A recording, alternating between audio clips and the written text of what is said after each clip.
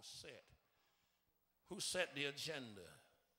Who made the decision? Who moved this microcosm of the church forward? Lazarus, one whom Jesus was so close to, he was identified as the one that he loved, was sick.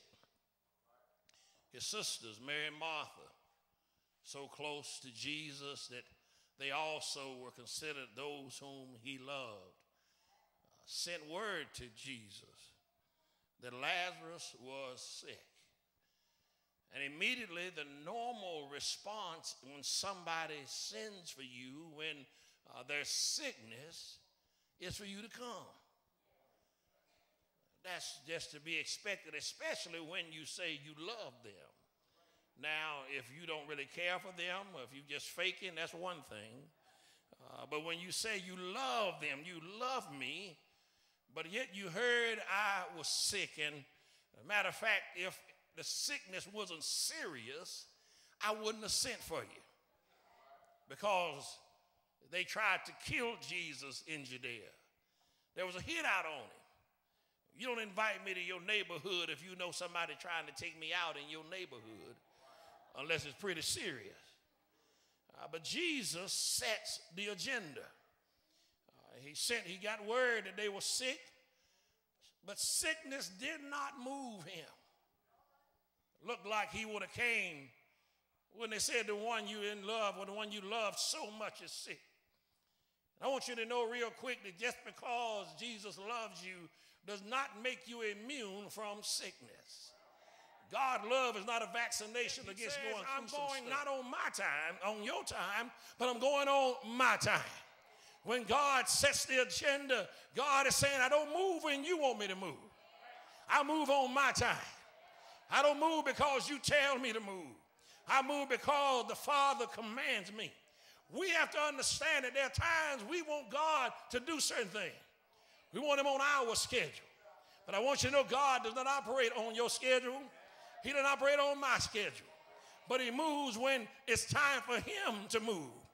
One of the struggles for us as people is that even though we're in the church and we love God, our struggle is that we want to tell God how to move, when to move, and where to move. We want to tell him who he's supposed to bless. We want to tell him who he's supposed to save. We want to tell him who he's supposed to promote. But I come to tell you today with a really simple message. God said, I set the agenda for my church, and not you set the agenda for my church. He stays right where he's at, and then he says, check this out. Then he says, let's go to Judea. And the disciples said, Lord, I know you're tripping, because you know they're trying to kill you. Why are you saying let's go now? You've been waiting for 2 days. He said, we got to go because Lazarus is sound asleep. They said, well, if he's asleep, he'll do well. Let me break it down to you. Lazarus, in your eyes, is dead. But I want you to know how God looks at death. God just looks at death ain't nothing but a sleep. It's nothing for you to trip out on, because God got the power to wake the dead. God has the power to know that death is not the final answer. There's some people in here that could give up on their testimony if they didn't understand that death is not the end. I know you shed tears for loved ones. I know your heart has been heavy over the course of your life. But I come to tell somebody today that when God looks at the situation, it's no different than what he did when Jairus' daughter was sick. He walked into the room and said, look at her sleeping there.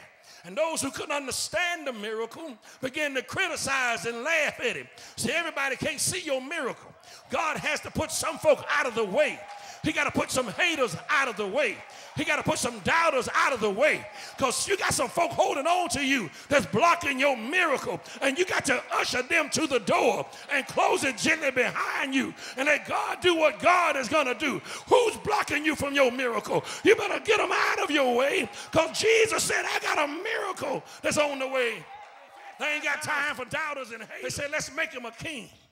He is the King of kings and the Lord of lords. It looked like they'd have said, come on and make him a king. And he would have said, okay. But what does he do? He slips away and says, you want to make me a king because you want free fish sandwiches.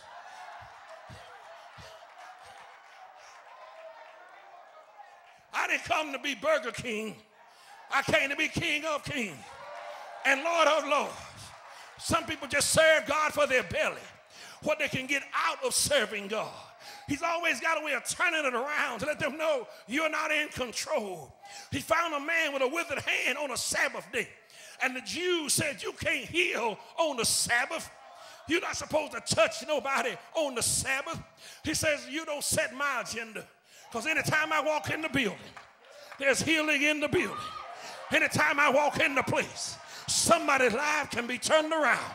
Anytime I come to worship, somebody, his whole life can change. That's why you don't come to church going through the motions, but you come to worship, saying, God, have your way in this place. Bless me how you want to bless me. Use me how you want to use me.